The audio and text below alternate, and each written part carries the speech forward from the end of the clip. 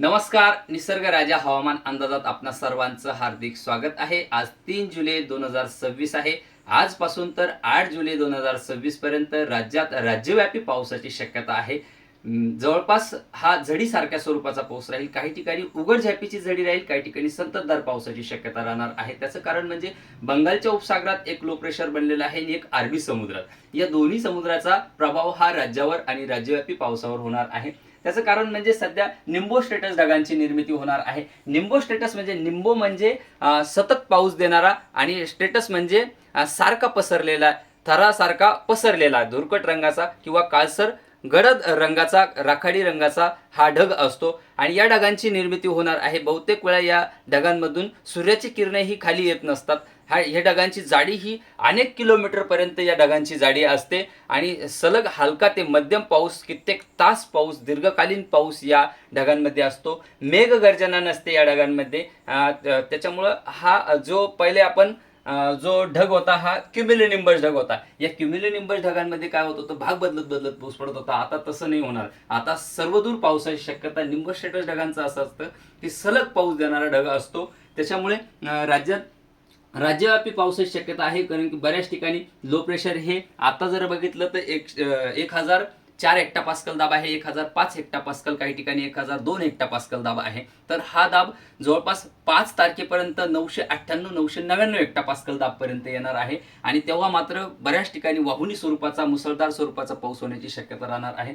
पावसाचा जोर हा जास्तीचा सिंधुदुर्ग, रत्नागिरी, रायगड, ठाणे, पुण्याचा पश्चिम भाग, साताऱ्याचा पश्चिम भाग, सांगलीचा पश्चिम भाग, कोल्हापूरचा पश्चिम भाग, इकडे मुसळधार ते वाहुनी स्वरूपाचा पाऊस पडणार आहे.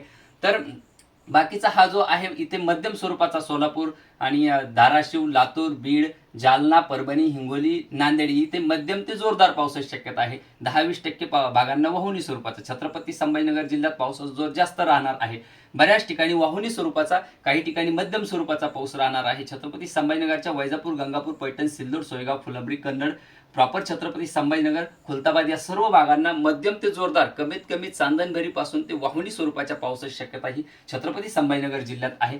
इथे अहिल्यानगर सुद्धा जोरदार स्वरूपाचा, काही ठिकाणी वाहुनी, काही ठिकाणी मध्यम स्वरूपाचा पाऊस राहील. नाशिक, धुळे, नंदुरबार, जळगाव, शहादा या भागांना सुद्धा जोरदार ते वाहुनी स्वरूपाचा. हा जो भाग आहे इकडे बऱ्याच ठिकाणी धरणांना पाणी येण्याची शक्यता राहणार आहे. त्याच्यात छत्रपती संभाजीनगर जिल्हा सुद्धा आहे. कोकण किनारपट्टीच्या जे सह्याद्री पर्वतरांगांच्या कुशीमध्ये दडलेले जेवढे धरणं आहेत त्या धरणांना आवक येण्याची शक्यता आहे. कालपासून त्या धरणांना आवक सुद्धा चालू झालेली आहे आणि जवळपास संभाजीनगरचे सुद्धा छोटे मोठे जे धरणं आहेत त्यांना सुद्धा आवक येण्याची शक्यता आहे. बुलढाणा, वाशिम, अकोला, अमरावती, यवतमाळ या भागांना सुद्धा मध्यम ते जोरदार पावसाची शक्यता राहणार आहे. वर्धा, नागपूर, भंडारा, गोंदिया, गडचिरोली, चंद्रपूर या भागांना सुद्धा मध्यम ते जोरदार पावसाची शक्यता राहणार आहे. म्हणजे सध्या झडीचा पाऊस चालू होईल आजपासून आणि मध्यंतरी आज थोडा जोर वाढेल आणि उद्याकडं आजच्या पेक्षा जास्त जोर वाढेल आणि 5 तारखेला मात्र मुसळधार स्वरूपाचा काही ठिकाणी पावसाची शक्यता राहणार आहे. याची शेतकऱ्यांनी नोंद घ्या.